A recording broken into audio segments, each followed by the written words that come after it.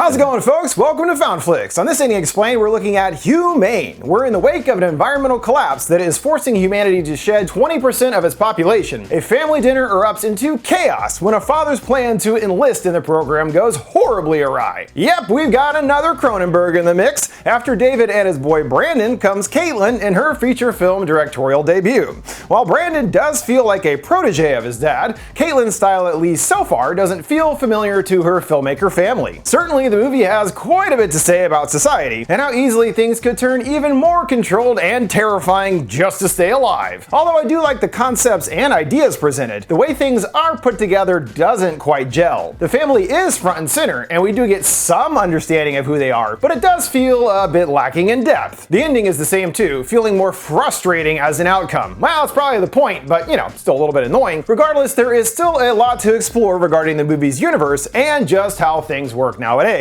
So let's check out HUMANE, breaking down the story, what we learn about the state of the world, and explaining the ending that pulls a fast one, changing things completely from what we expect. Via several news reports, we learn of the strained current state of the world. A catastrophic ecological collapse is plaguing the planet and has created a human crisis. Resources like food and water have become sparse for all. As such, a radical response is put into place. The UN tasking each nation to reach population reduction goals in one scant year. And how will they do that exactly? Well, we are about to find out. We see how dire things are for most, with several people waiting in the blistering sun at a water truck, courtesy of the Department of Citizen Strategy. Well, that's disconcertingly vague. At one small home, guys in white jumpsuits bring out a body bag, the windows covered in trash bags. The team's boss, Bob, hands over a fat envelope to a confused woman. He pulls out his own umbrella before stepping into the light, already implying that the sun has become dangerously hot. UV rays and all that. Ozone layer? I don't remember that. Did that actually happen? The driver gives a small wave to the lady and she nods back in befuddlement, returning inside. They pass by a billboard touting to become an employee in the process, and both look a bit disillusioned with the reality compared to the rosy ad. Another one promises enlistment equals opportunity. Yeah, thanks, Dad. Seeing that he's dead in the clouds watching over his surviving family. We can already start piecing together how this enlistment works. A family member chooses to sacrifice themselves to reach that population reduction goal, and they are paid relatively well for the choice. On the total opposite end of the spectrum, we arrive at a much more luxurious home, not getting a body removed, but rather having a piano delivered. Pretty stark contrast there. We hear a professor on the news who is defending the no doubt controversial enlistment program. He details that he's in favor of whatever it takes to win. It's not a war, but in fact a struggle with humanity against its own extinction. They inquire about what else he's for. Lowering the age of enlistment below 18? He's got no problem with that. Tons of younger people have shown the desire and willingness to enlist. There's no reason they shouldn't consider their wishes. The movers struggle to bring the hefty piano upstairs, and Jared doubles down on his feelings. He has a 10-year-old son of his own, the interviewer hoping that he's not watching. Jared disagrees. Not only is his boy watching, but he knows he needs to honor his commitments. Sure, it's easy to throw your own kid to the wolves, I guess. Thanks, Dad. One mover is pissed, slamming his hand and damns Jared. He doesn't see him enlisting. He quickly apologizes to Mr. York, the head of the house. He agrees. No need for apologies, and we understand that Jared is his son. Charles goes around the house meticulously cleaning the floor and sweeping ash from the fireplace. He becomes a bit wistful, noticing marks on the doors for his growing kids. There's a new announcement from the news. The Kremlin has announced that Russia has got their reduction done according to the Atlas Accords, even months ahead of schedule. Dependable Russia, always willing to kill their citizens. Charles isn't listening, expressing excitement to his chef partner Don about having fresh seafood again. He then dumps out several bottles of booze, calling quitting drinking the hardest thing he's ever done, including his years as a war correspondent. He keeps prattling on and stops himself, remembering that she wanted to cook. She grows upset, and he takes her in his arms. As the news continues, we find out that Rachel, another of his kids, is on trial for some sort of fraud regarding medicine. Man, his kid's got some problems. Jared arrives at home, and his car alerts him that the UV levels are moderate outside. He then gets an angry call from his baby mama about what he said on the news. His son is crying his eyes out, thinking that he wants him to die. Jared defends they twisted his words and wants to talk to Lucas, but the boy wants nothing to do with him. He keeps trying to patch things up, and she hangs up, Jared scoffing to fuck his life. Jared is overjoyed seeing the spread, noting that most of it is prohibited. Don stops him from taking a sample, telling him to wait downstairs until his dad is ready. He goes for some wine, but the fridge is empty, and he assumes that means Noah is coming. Of course, Don tells him, he is your brother after all. Adopted, Jared is quick to correct. Charles gets suited up and peels off a protective film from the window, taking in the full dangerous UV rays. Rachel and her daughter Mia are next to arrive, and Mia spots the sports car in the driveway. Is that Grandpa's new car, she asks? And Rachel tells her no, that's her uncle's midlife crisis. They are given a warm welcome from Grandpa, Mia shrugging that she was forced to come, but Charles assures her he's always happy to see her. However, he did say this was an adults-only evening and she shouldn't be here. Rachel says she had no choice after the latest story on the news about her. Mia was a wreck. He inquires about the lawsuit, and Rachel chuckles, entering the kitchen remarking that it smells good. Then there's the aforementioned troubled Noah, and it seems that he's not exactly looking forward to the family reunion, hiding behind a tree out front. His girlfriend Grace calls, and Noah feels that he can't do it. The timing just isn't right. The last time he saw his dad, he couldn't even look him in the face. Grace offers that he did do a lot for him, and Noah nervously says she doesn't know him really. He can't hijack his big night. Grace gets him to close his eyes and breathe, which works to calm down his nerves. As for what he pictures as the place most comfortable, it's their house, and Grace, just her. The final family member Ashley rolls up, and seeing Noah's state tells him she's not doing this alone, ordering him to get in the car. They seem to have a good relationship at least, and she spills about a recent low-level audition that she did. 5 years of theater school, and this is what my life has amounted to, she says glumly. He wants to help out in any way he can, and she jokes, sure, if you can convince 50 other girls not to enlist. I'll try, he laughs, and he's curious why they were invited. She doesn't know either, but guesses their dad is going back to work. Being retired was killing him before the big story broke, and she thinks that he's obsessed with his legacy. The big story, I'm assuming, being Rachel's lawsuit, would definitely tarnish the family name. Ashley spots him chatting with Grace, and he admits that they are living together. He fills her in that they met at a meeting, and she's been clean for a long time. He wants to tell Charles about her, but still feels the timing isn't right. He begs her not to tell his secret, and she agrees to keep things mum. He doesn't want her to hate him, and she warmly says she never could. It's you and me against the world, always. Just no more secrets, please. When Noah joins the family, things are a bit awkward for a moment with his pops, but ultimately Charles gives him a big hug. Don and the others all appear happy to see it too, albeit a bit surprised. Ashley gets a much more curt greeting with a handshake and kiss on the forehead. Like, oh yeah, you're here too. Whatever. Dinner is served, Don showing off the first course that was the very first dish that she learned when training in Japan. Noah's impressed. It's like a work of art. Her guests must go crazy for this. However, Ashley croaks they had to close the restaurant. Charles gives a toast, happy to have everyone here, and becomes apologetic for prioritizing his work over his family. Rachel points out that he missed more than just the dinners, and he agrees. His actions are inexcusable. He loved his job, but they're his children, and he should have been there for them. He gets choked up, calling that not much of a toast, huh? But reiterates that he's happy they're all here, and they do a toast to family. Full of Don's delectables, Noah speaks up that he has an announcement. Before he can say more, Rachel interrupts, wanting to know what they are doing here, and why couldn't they invite anyone else? Charles divulges that he's decided to enlist, everyone taken aback. Rachel orders Mia to leave, and she wants to stay. Charles pointing out this is why he wanted adults only here tonight. He gives her some grief, and things get tense. He pounds on the table to watch your mouth. And with that, Mia decides it's a good time to skedaddle, mom calling after no social media. They want to know why he even enlisted in the first place. It's not like they need the money. Charles goes on about having delivered the news for 30 years and was constantly reporting on all kinds of ecological disasters. He specifies a moment when he reported on the entire Amazon rainforest being burned out of existence. Yeah, that is a big deal. In spite of things increasingly going sideways, he was still selfish enough in his opinion to have 4 children, all of them appearing understandably offended, and he can't help but consider what happens if one of his kids' names is called to enlist. Jared has some insider info due to his position. It can only be 1 person per family. He's certain the rules here don't apply to people like them anyway, so just forget it. He urges that he can't take that chance and feels fortunate to have found new love with Dawn after both of their marriage ended tragically. They still don't get why Dawn would agree to it. Dawn suggests that since they are both public figures, by doing this they will set a good example, and Rachel clocks the real purpose here to bolster the family name. They know that they're all embarrassments to him, and going out like this is the epitome of self-sacrifice. Noah gets upset. He doesn't get it. He just said he wants to spend more time with them. How does this make any sense? Dawn shrieks to stop and put that down. They will continue their discussion after dessert. There's more alarming news of continuing riots in the streets due to the government not being transparent regarding the organization's power. The story gives way to a glowing tribute to the enlistments of the week. The couple were both blue-collar workers, and their payments were given to their son and his new bride to help start their new lives together. A grateful nation thanks them. Remember, enlistment equals opportunity. Noah believes that thanks to a friend in the program that the government is lying about the numbers. Jared jumps down his throat, calling it merely a conspiracy, and is adamant to know his informant's name. If they're spreading misinformation, they must be held accountable. Noah only calls them anonymous, and Jared scoffs that anonymous wants ones are always the bravest. Dad defends Noah's stance, and Jared counters the government has no reason to lie. They point out that many lower income and undocumented immigrants sign up for the program, which Jared feels is an unfair picture. It's a popular program. The people are paid, plus their kids are fast-tracked to citizenship. Perfectly flawless and nothing to worry about. He suggests it's ideal for people like Noah, still not seeing him as a real brother. Jared continues defending the program, and Charles still is in agreement. He's always defending the government, but he has interviewed innumerable politicians on his program, and all they do is lie about everything. Jared is annoyed. He spent his whole life pointing fingers, he says, but Charles feels he was rather asking questions, not laying blame. It seems that most of Asia collapsed, and the government blamed them for everything going to crap. Jared chirps that it's true, but Charles has felt hate caused by this personally. It's thanks to all this that Dawn can't leave the house anymore, and why her restaurant was burned down. He sees that he's embarrassing him and himself to boot. He turns his ire to Noah. Why not make a pit stop at his next meeting to see what a deadbeat junkie has to say? Ashley steps in and accidentally spills the beans that he met Grace at one of his meetings. Charles is disappointed. He's dating another addict. He stays strong. Her name is Grace, and she's been clean for 10 years. She's good for him. He shrugs, do you have a picture? And Charles calls her lovely. She's a manager at Sports World, and he works there too, playing piano in the food court. Ashley is surprised to hear he's playing again, but he dismisses it as no big deal. Dad encourages, it's not nothing, it's perfect, and leaves to help Dawn. Jared was scared by how his dad was handling that poker. It looked like he was gonna kill me. Mia does check out the forbidden social media and see that it has been heavily censored, several posts blocked and blurred by the government. She has a new message she sees, a meme expressing that her mom is pure evil. Dad comes back looking defeated, and Dawn left him a note. She's left and couldn't go through with the procedure. The kids are confused. What does that mean? She already signed up? Before he can answer, the doorbell rings. Mia answers, and it's Bob from the DOC, Dad groaning that they're early. The girls are horrified. They scheduled this for tonight? You can't just spring this on us. Bob usually asks who the family are, but in this case, he already knows Charles. And Dawn too, remembering her from Iron Chef. He wanted to check out her restaurant, but says it was too rich for his blood. He then apologizes for his awkward behavior and asks to come inside to get to business. He introduces himself with a smile to the rest of the group, whistling that the home is stunning. He's perhaps even more impressed when catching a whiff of the forbidden fish. Jared steps in, and Bob recognizes him from TV too. You're that government guy. He's curious about Dawn, and they tell him that she's gone. As it was the two of them that signed up, he asks him to come back another time until they can get her back on board. Bob seems to agree and asks to speak with Charles in private. The government and their paperwork, you know. He hands over some documents. He just got to initial a few spots. No big deal. Charles wants to look it over first, and Bob makes himself at home, impressed by pics of Charles with big-time celebs. What a life he's led, Bob declares. You know, some men in his position would take advantage and ruin their lives just for a little hanky-panky. All anyone remembers is the nasty stuff. Not Charles, though. He'll be one of the greats, unless something comes to light otherwise. Now, we don't know what the docs actually say yet, but Charles angrily refuses to sign it, bellowing, "Do you know who I am?" Bob is still a big fan, he says, and he'll always feel that, no matter what list his name is on. The rest of the gang wait impatiently in the kitchen, and Dad enters looking shaken up. He decides to go through with the procedure after all, really making it seem like those papers were pretty sketchy. Charles is teary-eyed, wishing that he could have been a better father. He was hard on them, especially after his wife died. Bob retrieves some big old syringes, and Charles tells him the estate will be evenly divided amongst them. His final wish is for them to be good and support one another, do better than I did. The group all sniffling at the emotional display. And Noah is just tearing it up on the ivories. Man, this kid can play. Bob administers an anesthetic that will put Charles to sleep. His eyes quickly get heavy, and within moments, he's out. Noah concludes the tune while the next syringe is injected, putting down the patriarch for good. Bob and his crew wheel out the body, and he was moved by their service, he says. It's one of the best he's ever seen. They bark for him to get out of there, and Bob stops himself with a wrinkle. Before he goes, he's gonna need a second body. They remind him that Don left, and that's not really his problem. He's here for 2 bodies. So he leaves it up to them to decide who will take her place, allotting them 2 hours to figure it out. Jared threatens to call his government buds, but Bob has scrambled on the phones. At least when it comes to Mia, she's excluded due to being a minor. The real issue being the government won't pay for her body, and learn that he used to work in corrections. The prison's all emptied when enlistment was offered up to the convicts. Jared calls him a lunatic, and Bob fires back, he's just doing his job. They go for the girl, and Rachel tries to keep them away. It's to no avail, and Bob promises no harm will come to her. He just doesn't want her around for the next part. Ashley pleads that they didn't sign up for this, and Bob teases they can back out. However, if they do, the government freezes your assets, and you go to jail for the rest of your life. And for Charles, the only thing that really rattled him was that they will also also publish your name in a master list of cowards. He really cared what people thought about him, huh? Now we can see why he chose death rather than being labeled a coward as his ultimate legacy. Jared again tries to play his inside connections. You don't want to do this. He knows some very important people. Bob isn't rattled, letting him down. It's the same rules for everybody. Well, are you sure about that? He suggests that they take some time alone to think about their lives, and he's even brought some inspirational reading material, copious recorded conversations, phone calls, and everything else in their lives, boiling down their existence into a list of bullet points. Bob turns the screws on Jared, rattling off that his girlfriend is sleeping with several other guys, and his son Lucas hates his stupid face. And wow, the government really has no restrictions anymore. Everything is under their control and surveillance. He sets his sights on Rachel, and she stays strong. I already know what's in there. Her daughter is being bullied because of her. The board of her company wants to fire her, and she's wanted for a string of bank robberies. Bob is confused, checking the papers. That's not on there, and she sucker punches him right in the nose. It doesn't help with their situation, telling them to flick the lights when they made their decision. Well, what if they can't? Then he'll decide for them. Now word from this week's sponsor, Rocket Money. Rocket Money is a personal finance app that finds and cancels your unwanted subscriptions, monitors your spending, and helps lower your bills so you can grow your savings. Do you know how much you're spending a month on subscriptions? Because I sure as heck don't. Most people think it's something like $60 a month, but it's more like $300. That's thousands of dollars a year. My biggest issue is that I forget what I'm even subscribed to. There's too many to keep track of. The worst is when you get a bill and you're going, what? I'm still subbed to Discovery Plus and it's $5 more a month now? No, thank you. Fortunately, Rocket Money is here to help you easily manage all your subscriptions, track your spending, and cancel any unwanted subs with just a few taps. Rocket Money has over 5 million users and has saved a total of $500 million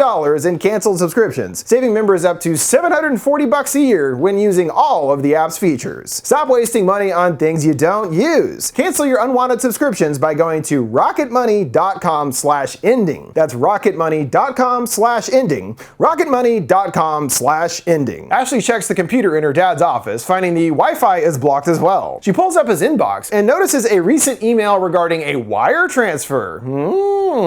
Noah stares in consideration over his info sheet, and 2 must know what's already on there. Meanwhile, Ashley can't even look at hers, tensely pacing back and forth. She forces herself to take a gander and sees comments from various casting directors essentially saying that she sucks. The brutal truth doesn't sit well, and she loses her lid, cursing them all as pieces of shit. Jared on his own does something quite strange, rubbing his nipples and smacking himself in the face. Yeah, not sure what that's about. He rejoins the siblings and immediately offers up Noah as the sacrifice. I mean, he is adopted after all. There is more resentment there, Jared spitting that he was given every opportunity, the best schools, the top piano instructors, but he pissed his life away when killing that woman in the accident. According to him, he should nominate himself. That's the only thing that makes sense. Ashley wants to put it to a vote and selects Jared instead. He's insulted. He's got a family. Yeah, but they all hate him, she points out. He left his amazing wife Beth for his new floozy girlfriend, and if she was here too, would no doubt vote for him too. Jared goes on the attack, and the two get a bit physical. Noah breaks him up, saying that he came here to apologize. He knows he's been a drain on the family for far too long. It was thanks to the accident that he really woke up and finally got clean for good. He's found love, and for the first time sees a future for himself, and he'd like nothing more than to include everyone in the room in his life. They gotta stick together, like Dad said. We gotta stop fighting and work as a family. Rachel isn't buying it. He signed up one of his own kids to die, and they're suddenly supposed to wipe away the years of bad because he got a little weepy on his deathbed? Fuck you, she sneers. In the truck nearby, Bob flips through his playing cards, searching for the one that he needs. Mia suggests for next time to stick it up his butt so that he'll always have it, and Bob smirks back that she has her mother's charm. The other dude alerts them that they've flipped the lights, it's decision time. Well, not so fast, as they actually have a question. They bring up how he would decide who to select, and Bob touts his scientific method perfected over time. That's right, sticks. Whoever gets the smallest one is a loser. They ask more about the semantics here. Do they have to do the procedure or just, deliver him a body? Bob clarifies a procedure is preferable, but thinks that they could still figure something out. No one really wants to do the straws, as Rachel points out 1 in 4 isn't good enough odds for her. Jared considers maybe it's the fairest solution, and she spits back, fuck fair. Rachel makes her feelings really known about the family. She barely even knows the others, even if they are her family. She says she knows her nail lady better than them. They don't get her point, and seeing a knife in her hand, I think we get it. She'll kill them to save herself. She goes at Noah and gets him with with a swipe before he disarms her. She croaks that he doesn't deserve the money, he's just gonna sniff it all away anyway. Rachel tries to enlist Ashley to take out Noah, already knowing Jared is on her side. She knows Ashley has her big dream and following her heart to hopefully become an actress. But the reality is, it will take a big chunk of change to finance her dreams. Especially now that we know she sucks, gonna make it a lot harder. Noah is confident in their relationship. He's stronger with Ashley than the others. Ash kicks the knife back to her sister, Noah, in disbelief. She drops the bombshell that Noah already got his inheritance. The court case with the accident isn't going to trial, and the charges are dropped thanks to Charles offering them a cool $3 million as per that email that she saw. He doesn't care about the money and still tries to appeal to Ash, but the damage is done. He promised no more secrets, and that is quite a whopper. Jared sheepishly grabs a fireplace poker, and they go on the offense. Noah easily defends himself, knocking down the others. He grabs a trophy in the office and whaps Jared in the face. He again tries to plead with Ashley, and she cruelly shoots mace in his eyes and climbs on his back. He gets her off and makes a break for it. Before he can get away, Rachel hurls a knife right at him. In the van, Mia needs to use the restroom, and Bob first grabs his toothbrush to avoid her urinating on it. Good call. On the other side of the divider, Mia starts quietly sobbing to herself. Another player is back on the board, surprisingly finding out they were able to track Dawn down. They're on the way to the house, and so all the others are off the hook. Bob doesn't want to ruin what he has going, and intercepts them, ordering them to drive Dawn back to HQ, despite what she says. Mia comes out snarking she wiped herself on his hand towel. Of course you did, he smirks. Noah finds refuge in the bathroom and pulls a knife from his back, blood-stained towels littering the counter. His mouth too is full of the red stuff, and he yanks out a loose tooth. He tries to calm himself, and hears Grace's voice encouraging him to do so. He attempts to reach her, writing out a text, and tosses the phone out the window, fortunately far enough to bypass the scramble, and the message gets through. Bob is still goofy as ever, and after making some popcorn, calls himself the master of it. He even did an Instagram post on it. She should check it out. Yeah, sounds thrilling. She's more interested in what's going on inside, and based on what he knows, killing each other, he assumes. She gives him dagger eyes, and he waylays blame. It's her mom that came up with that idea on her own. He confronts the idea of her mom being a good person, as all that stuff said about her online is true. Her company's meds weren't working, and she refused to take them off the shelves. Women were getting progressively sicker and sicker, and it's all Rachel's fault. Mia freaks and tries to run, but does not get too far. Noah smashes the piano bench and retrieves a leg to utilize as a bludgeon. He slinks back into the room with all the trophies and finds an old one there for Ashley. He closes the door, surprised to find her hiding there. She tells him she had to get away, she couldn't take it anymore, and is so sorry for earlier. Rachel got in her head. She tells him that they are in the living room and have Dawn's fancy chef knives. He wants to talk to them, adamant this has to stop. She wants to tag along, thinking they should hear from the both of them. Out in the hall, she gets emotional over a younger picture of the pair, noting that he looked so happy. Noah recalls back then he had just started playing the piano. No one had called him a prodigy back then, so he does actually have talent, unlike the others it seems. It was still fun, and he sniffles. He had a new little sis to call his own. You and me against the world, right? Distracted by his memories, Rachel appears and stabs a knife right through his hand. He screams to Ashley for help, and she curtly says she can't and runs off. Jeez, thanks a lot, sis. He yanks the knife out of his hand and holds up in the other room, the others pounding at the door. They bust it open, and Rachel stabs at him, screeching to die already. He gets her in the neck with a fork, Rachel saying to tell Mia I love her. Tell her yourself, Noah replies, and she falls to the floor, meaning he definitely could have killed her here and chose not to. He's not quite as bad as his siblings. Jared emerges, putting his foot in his mouth as usual. He promises him he's not racist. He loves them all. He knows the whole not seeing color thing is bad to say, but he truly doesn't. And having heard enough, Noah whacks him in the face with a bat, groaning, I got it, Jerry. Ashley is back and wallops him, knocking him out. Bob maintains that he's not the bad guy here. He's only here because her grandpa invited him. He touts that what they're doing is important work, and truly for her next generation. She counters, well, it was his generation that messed things up in the first place, and he calls her lucky. Thanks to them, they still have law and order and are protecting their freedoms. Which freedoms are left at this point, I wonder exactly. He feels that she doesn't get it because she's a kid, but when they hit their enlistment goal, there's only going to be the people who had it good. Anyone righteous will be long gone. Whatever, she says in a teenage tone, and Bob loses it on the cabinets. He shouts for her to show some respect. Tony checks in and he says everything is fine. He apologizes for scaring her, but he's been in many homes and sat with many families. They were all salt of the earth who worked their whole life and never caught a break. That is until the world fell apart and the government offered a $250,000 to sacrifice themselves. They all could die happy knowing their family is taken care of, finding it in fact beautiful. Bob has his own personal experience with the program, bringing up his wife who suffered from Parkinson's. They managed her condition for years, and since the program didn't disqualify her, she figured,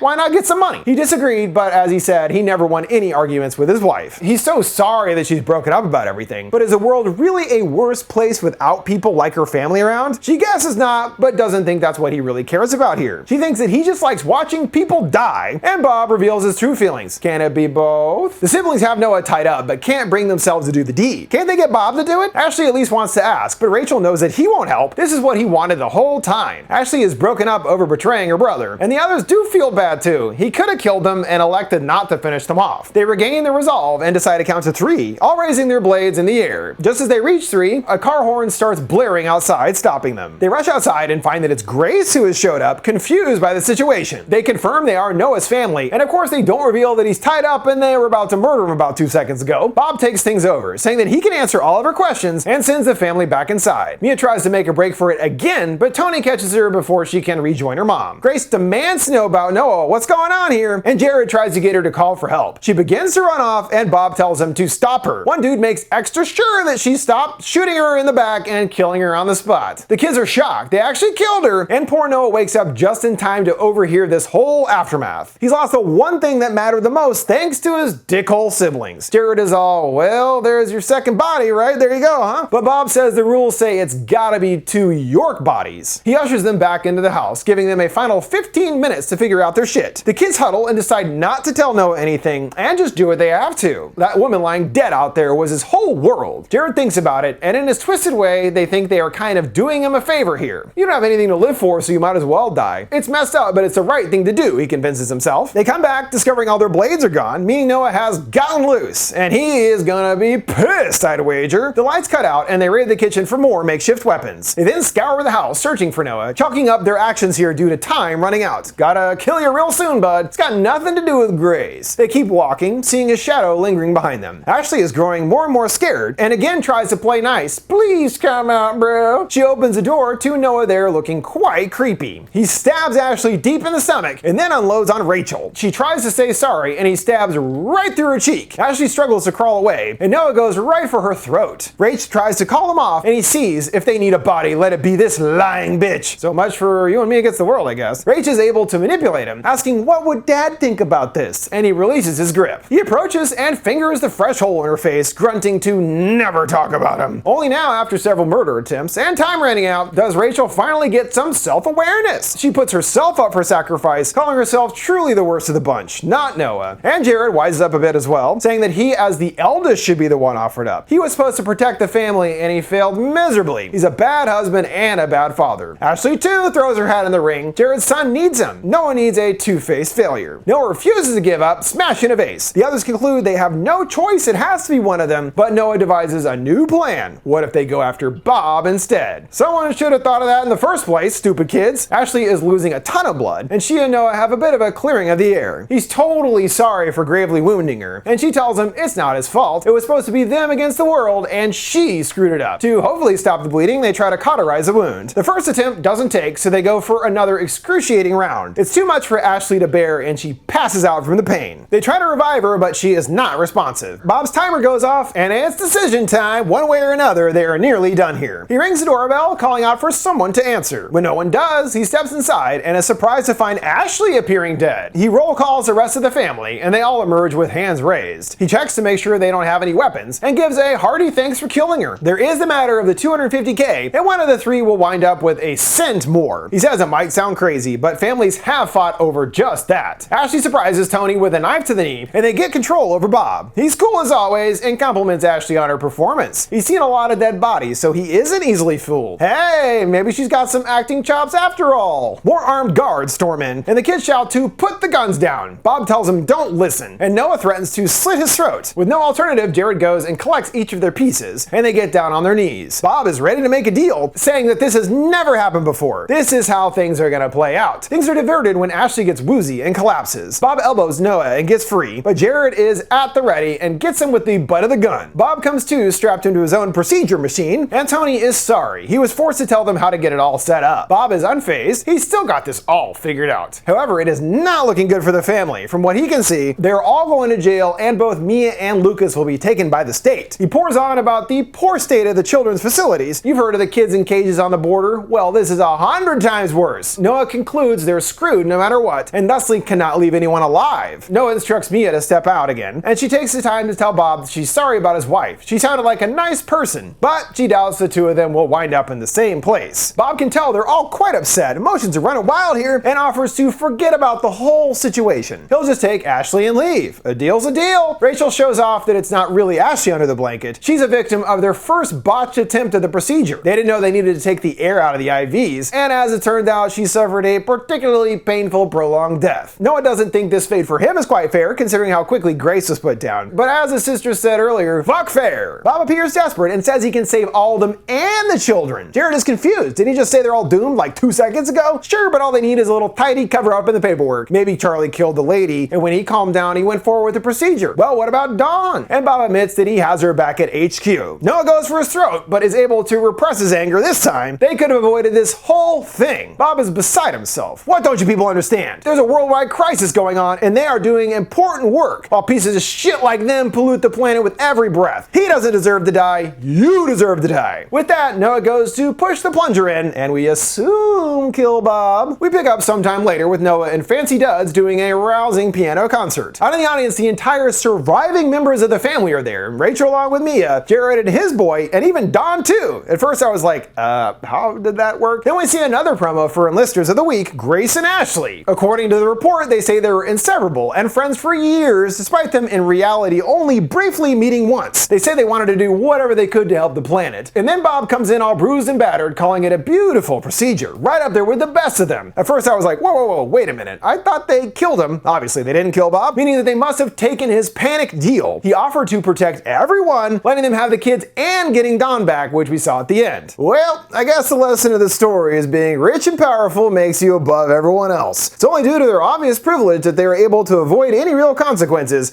and the whole fiasco is swept right under the rug. On the other hand, all the poor people are barely hanging on and sacrificing themselves just to provide for their families. Pretty big difference there, eh? I feel the ending is also supposed to be positive in another way for the Yorks, as they are finally all together at the concert supporting Noah. This harkens back to Charles's dying wish for them to value each other and do better than he did when it comes to how he treated his family. Perhaps through this ordeal, they have actually learned a lesson, and now at least appreciate each other, and also have accepted Noah as one of their own. So, way to go, York family, I guess. That brings us to the conclusion of this Ending Explained for Humane. But why not click over here and keep the explaining going? Thanks for watching FoundFlix. See you next time.